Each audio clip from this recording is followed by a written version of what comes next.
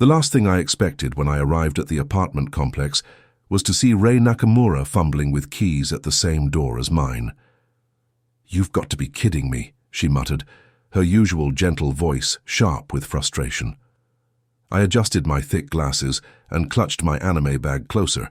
Excuse me, Nakamura-san. I think you have the wrong apartment." "Oh, great. The otaku," she said, without looking up. "What are you doing here, Kenji?" "I live here now. My parents got transferred overseas, and this was the only place I could afford." I held up my key. "Apartment 204. She froze. "Apartment 204? That's impossible. I live in 204, which means—" Her face went pale. No, no, no, no. The apartment manager, Mr. Tanaka, appeared with a clipboard. "Ah, you must be my new tenants. Kenji Yamamoto and Rei Nakamura, correct?" "New tenants? Plural?" Rei's voice came out as a squeak. "Yes, your parents arranged for you to share the two-bedroom apartment. With the housing shortage for students, this was the most affordable option. They've already paid first and last month's rent." I felt the blood drain from my face. Sharing an apartment with Rei Nakamura, the school's perfect princess who looked at me like I was some kind of pest. "There has to be a mistake," Rei said desperately. "I can't live with him." "Hey," I protested, though honestly I wasn't thrilled either. Mr. Tanaka shrugged. "Your parents said you two are mature enough to handle it. The lease is for 6 months, non-refundable. Here are your keys." After he left, Rei and I stood in the hallway, glaring at each other. "I was just going to make breakfast. For both of us. You know, since we have to live together." Her expression shifted from hostility to confusion. "You cook?" "Yeah. My parents were always working, so I learned to take care of myself." She studied me suspiciously, and I realized I wasn't wearing my usual disguise either.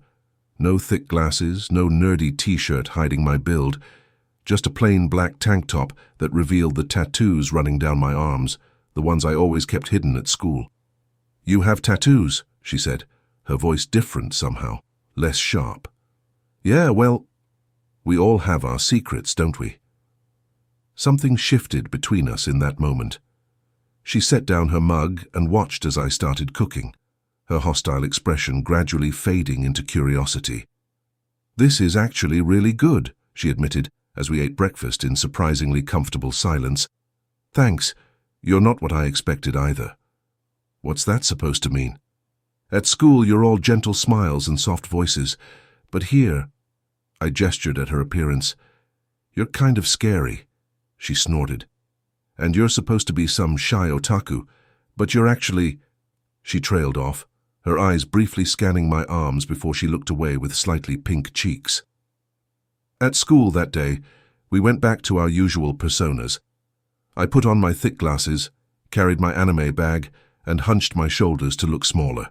She smiled sweetly at everyone and spoke in that soft, melodic voice. We didn't even make eye contact in the hallways. But that evening, the real versions of ourselves emerged again. "We need ground rules," Rei announced as I walked through the door, having shed my school disguise. I looked at her, really looked. She was wearing fitted shorts and an oversized sweater that somehow made her look both comfortable and incredibly attractive. Her hair was down and natural, no makeup, and she had this confident posture that was completely different from her school act. "Okay," I said, running my hand through my hair, something I never did at school where I kept it deliberately messy and unkempt. "What kind of rules?" "First, bathroom schedules. I get it from 7-8 a.m. and 9-10 p.m. You get the other times." "Fair enough." "Second, we split chores. I cook dinner, you cook breakfast. We alternate cleaning." "Agreed." "Third," she hesitated, her confident facade wavering slightly. "What we see here stays here. Your whole, look, my personality. None of it gets mentioned at school." "Deal." I was going to suggest the same thing. As the days passed, our hostile coexistence gradually evolved into something more comfortable. We developed routines. I'd make coffee in the morning. She'd leave me dinner when I worked late.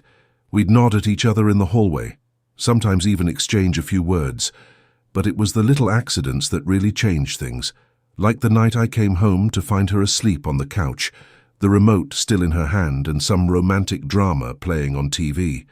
She looked so peaceful, so different from both her school persona and her sharp home attitude. Without thinking, I grabbed a blanket and covered her. She stirred slightly, her eyes opening just enough to see me. "Kenji," she murmured sleepily. "Go back to sleep, I was just—" But she'd already drifted off again, and somehow I found myself sitting on the other end of the couch, not wanting to disturb her by turning off the TV. I must have dozed off too, because I woke up hours later with her somehow curled against my side, her head on my shoulder, one arm across my chest. My own arm had wrapped around her waist at some point during the night. For a moment I just lay there, acutely aware of how soft she felt, how she smelled like vanilla and something uniquely her. Then she shifted, her lips barely brushing against my neck as she moved, and I felt something stir inside me that had nothing to do with simple attraction. "Ray," I whispered, gently shaking her shoulder. "Hey, wake up!" Her eyes fluttered open, and for a second she looked at me with such soft confusion that my heart actually skipped a beat. Then awareness hit, and she jerked away so fast she nearly fell off the couch. "What the hell? Why are we— Did you—" Her face was bright red. "Nothing happened," I said quickly, though my own face felt warm. "We just fell asleep watching TV. I was trying to wake you up so you could go to your bed. You should have woken me up sooner," but her voice lacked its usual bite, and she kept glancing at me with something that looked almost like disappointment. "I'm sorry, I didn't want to startle you." She stormed off to her room, but not before I caught the way her eyes lingered on my chest where my shirt had ridden up slightly. The next morning was awkward. She avoided eye contact during breakfast, and at school she seemed even more determinedly sweet than usual, as if overcompensating. But that evening she surprised me. "I made extra dinner," she said when I came home, not looking at me directly, "in case you're hungry." "Thanks, that's really nice of you. Don't read anything into it, I just made too much." But there was something different about her tone, softer somehow, and when our hands accidentally brushed as she handed me a plate, neither of us pulled away immediately. "Ray," I started, not even sure what I wanted to say. "What?" "Nothing, just thanks." A week later, another accident changed everything. I'd just gotten out of the shower and wrapped a towel around my waist when I realized I'd forgotten to grab clean clothes. The apartment was quiet. Ray's light had been off when I went to shower, so I figured she was asleep. I crept toward my room, water still dripping from my hair when her bedroom door suddenly opened. "Kenji, do you have— Oh my God!" She stood frozen in her doorway, eyes wide, taking in my bare chest, the tattoos that covered my arms and ribs, the way the towel hung low on my hips. I should have run to my room, should have apologized, but something about the way she was looking at me, not with disgust or anger, but with something hungry and surprised, made me freeze too. "I forgot my clothes," I managed to say. She dragged her eyes up to my face and I saw her swallow hard. You're really different from how you look at school. So are you." She was wearing tiny sleep shorts and a tank top that left very little to imagination. Her hair was messed up from sleep, and she had this vulnerable look that made me want to step closer instead of running away. I gestured toward my room. "Yeah, you should," she agreed, but neither of us moved. The moment stretched between us, charged with something electric and dangerous. Finally, she stepped back into her room and closed the door, but not before I caught the way her cheeks flushed pink and how her breathing had gotten shallow. I stood there for another moment, my heart pounding before finally making it to my room. Things changed after that night. The tension between us shifted from hostility to something else entirely. We started lingering in shared spaces. She'd study at the kitchen table while I cooked. I'd read on the couch while she watched TV. We began having actual conversations. "Why do you really pretend to be such a geek at school?" she asked one evening, as we cleaned up after dinner. I shrugged, rolling up my sleeves and revealing more of my tattoos. "It's easier. People see what they expect to see. Quiet, harmless otaku boy. No one bothers me. No one expects anything from me. I can just focus on my studies. But don't you get lonely? Sometimes. What about you? Why the perfect princess act? She was quiet for a moment, drying a plate with more attention than necessary. Same reason, I guess. Everyone loves the sweet, gentle girl. Teachers give me better grades. Other girls don't see me as competition. Guys put me on some kind of pedestal where I'm safe from their expectations. Safe from their expectations? Her hands stilled. When you're perfect, people don't expect you to be human. They don't expect you to want things or feel things or make mistakes. What kind of things do you want? The question came out more intimate than I'd intended. She looked at me then, really looked, and I saw something vulnerable in her expression. I want to be real with someone. I want someone to see all of me, the good and the bad and the messy parts, and still think I'm worth knowing. The air between us felt thick with possibility. I stepped closer, close enough to see the flecks of gold in her brown eyes. I think you're worth knowing, I said quietly, even when I'm mean to you. Especially then. At least when you're mean, you're being honest. She laughed, a real laugh, not her practiced school giggle. You're not what I expected, Kenji Yamamoto. Good or bad? I'm still deciding. But the way she was looking at me suggested she'd already made up her mind. The breakthrough came 2 weeks later during a particularly bad storm.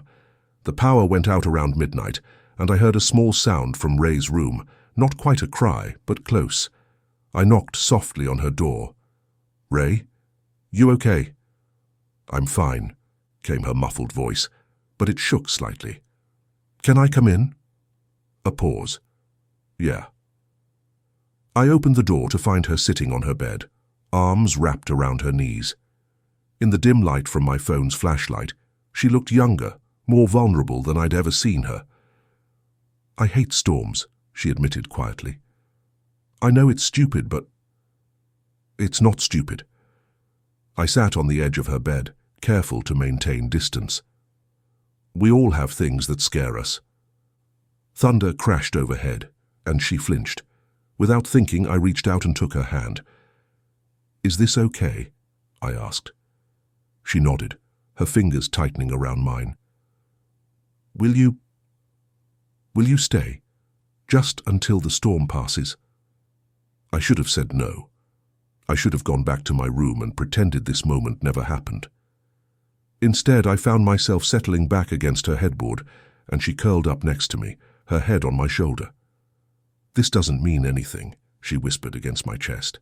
Of course not, I agreed, but my arm tightened around her anyway. We fell asleep like that, and when I woke up in the morning, she was practically on top of me, one leg thrown across my thighs, her hand splayed across my bare chest where my shirt had ridden up. Her hair tickled my chin, and I could feel her breath warm against my neck. I knew I should wake her, should get up and pretend this never happened. Instead, I found myself stroking her hair, marveling at how soft it was. She stirred, tilting her head up to look at me with sleepy eyes. Morning. Morning. Storm's over. But she didn't move away. If anything, she seemed to settle more comfortably against me. Kenji? Yeah. Thank you for staying. Any time.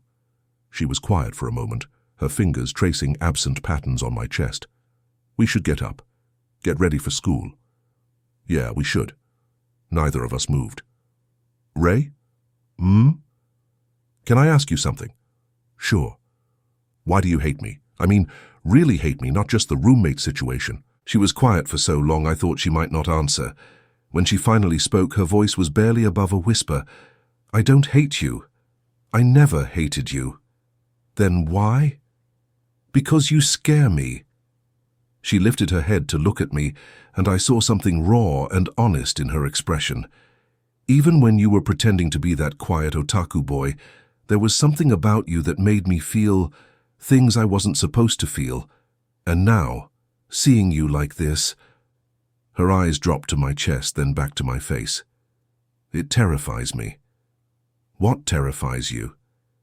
That I might do something stupid. Like this. And before I could ask what she meant, her lips were on mine.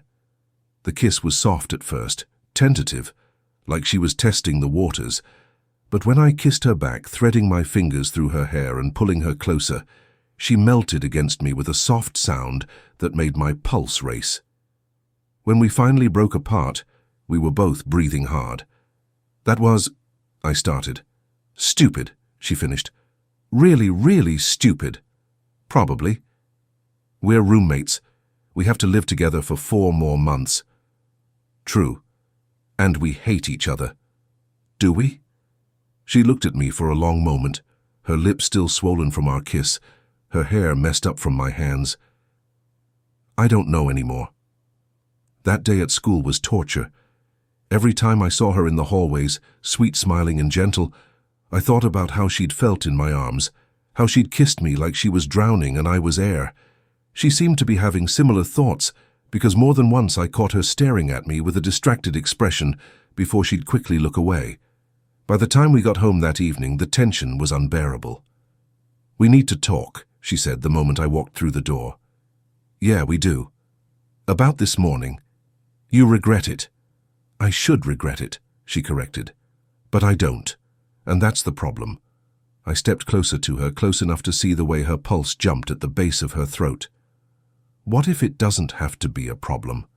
Kenji, what if we stopped pretending, here at least?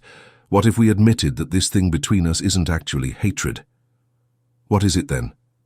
Instead of answering with words, I cupped her face in my hands and kissed her again. This time she didn't hesitate. Her arms wound around my neck, her body pressed against mine, and when she made that soft sound again, I felt something inside me snap. I backed her against the wall, my hands sliding down to her waist, and she responded by arching against me, her fingers tangling in my hair. "This is crazy," she gasped against my lips. "Completely insane," I agreed, trailing kisses down her neck. "We're going to ruin everything." "Probably." But neither of us stopped. What followed was 2 weeks of the most intense, confusing, exhilarating experience of my life. During the day at school, we maintained our facades. I was the quiet otaku, she was the perfect princess. We barely acknowledged each other in public. But at home, we couldn't keep our hands off each other. It started with kisses, heated make-out sessions on the couch that left us both breathless and wanting more. Then came the casual touches, her hand on my arm as she passed by, my fingers brushing her neck when I moved her hair aside. We never talked about what it meant or where it was going. We just existed in this bubble of tension and desire, and something deeper that neither of us was ready to name. "You know this is temporary, right?" she said one evening, as we lay tangled together on the couch, both of us breathing hard after another heated session that had almost gone too far. "Right," I agreed, though something in my chest tightened at the words. "When the lease is up, we go back to our normal lives, pretend none of this happened." Of course. But even as I said it, I knew I was lying. Whatever this was between us, it wasn't something I could just turn off and forget. Everything changed the day Yuki Sato brought homemade cookies to share with our class. As she handed them out, she paused at my desk. "Yamamoto-kun, these look just like the ones you brought last week," she said innocently. My blood ran cold. I glanced across the room to where Ray sat and saw her face go pale. "Oh, I fumbled for an explanation. "Actually," Yuki continued, now addressing the whole class, "Nakamura-san's cookies last week looked exactly the same too. Same recipe, same decorating style. What a coincidence." The murmur that went through the classroom was like a death knell. I saw several students exchange meaningful looks, and I knew we were caught. "Maybe they shop at the same bakery," someone suggested, but the speculation had already begun. By lunch, the rumors were flying. By the end of the day, half the school was convinced that Ray and I were secretly dating. "This is a disaster," Ray said the moment we got home, dropping her sweet facade the instant the door closed. "Do you know what people are saying? That we're together? That we've been lying to everyone about who we are? Yuki cornered me after school, asking why I never mentioned I could cook like that, and Tanaka saw us walking in the same direction toward the apartments." She started pacing. "It's only a matter of time before someone figures out we live together. Would that really be so bad? She stopped pacing and stared at me. Are you insane? My reputation would be ruined.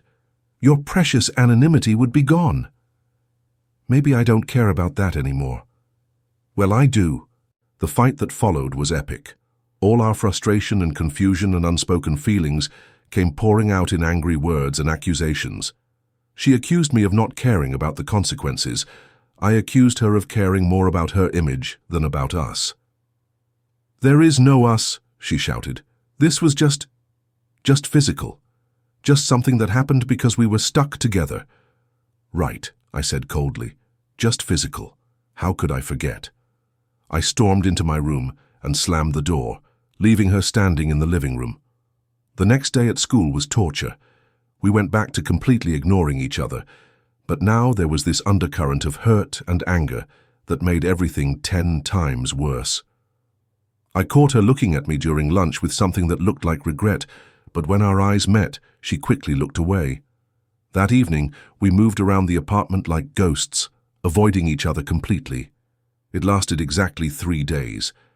I came home on Thursday to find her sitting on the couch, still in her school uniform, looking more miserable than I'd ever seen her.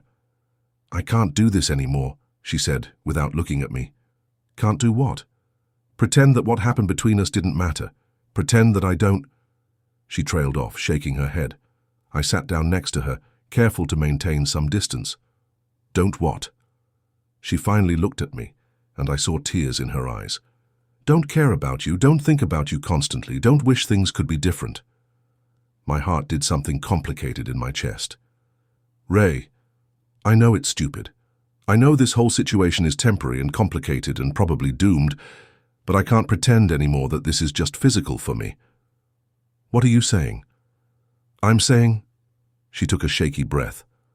I'm saying that somewhere along the way, I fell for you. The real you. Not the school version or even just the hot roommate version, but all of you. And it scares the hell out of me. I reached for her hand, relieved when she didn't pull away. You want to know a secret? What? I stopped pretending weeks ago, at least with myself. I brought her hand to my lips, pressing a soft kiss to her knuckles. I'm completely gone for you, Rei Nakamura. Both versions of you. The kiss that followed was different from all the others, softer, deeper, filled with something that felt like promise instead of just desire. So what do we do now? She whispered against my lips. Whatever we want, I said. Starting with being honest. With each other and with everyone else. You mean? I mean, maybe it's time to stop hiding.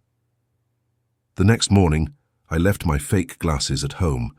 I styled my hair normally, wore a fitted shirt that showed off my build, and walked into school as myself for the first time in 3 years. The reaction was immediate and dramatic. Conversations stopped mid-sentence as I walked down the hallway. Girls who'd never given me a second glance suddenly found reasons to talk to me. Even the teachers looked surprised. Ray's transformation was just as dramatic. Gone was the overly sweet smile and soft voice. She walked with confidence, spoke with natural authority, and wore her uniform in a way that somehow managed to be both appropriate and incredibly attractive. When we met at my locker, deliberately, publicly, the whispers reached a fever pitch. Is that really Yamamoto Kenji? When did Nakamura get so assertive? Are they actually together? They look really good together. I can't believe we never noticed how hot he was under those glasses. Ray slipped her hand into mine, and I saw her take a deep breath before she smiled. Her real smile, not her practiced one. Ready for this? She asked. With you? I'm ready for anything. The next 6 months flew by in a blur of discovery and growth. We learned how to be ourselves both in public and in private. We learned how to fight and make up, how to balance independence with partnership, how to love someone completely while still maintaining our individual identities. When our lease ended, we didn't even discuss finding separate places. By then, we couldn't imagine living apart. You know what's funny? Ray said one evening as we cooked dinner together in our new apartment, a real one-bedroom we'd chosen together. What? Our parents arranged for us to live together, thinking it would teach us responsibility and maturity. And instead it taught us how to fall in love. She turned in my arms, her eyes bright with laughter and something deeper. Think we should thank them? Eventually, I said, leaning down to kiss her. But not yet. I'm not ready to give them credit for being right. She laughed against my lips, and I marveled again at how we'd gone from hating each other to this, to being completely, impossibly, wonderfully in love. Sometimes the best things come from the worst circumstances. Sometimes pretending to be someone else helps you figure out who you really are. And sometimes the person you think you hate is actually the person you can't live without. We'd learned all of that the hard way, but we'd learned it together, and that made all the difference.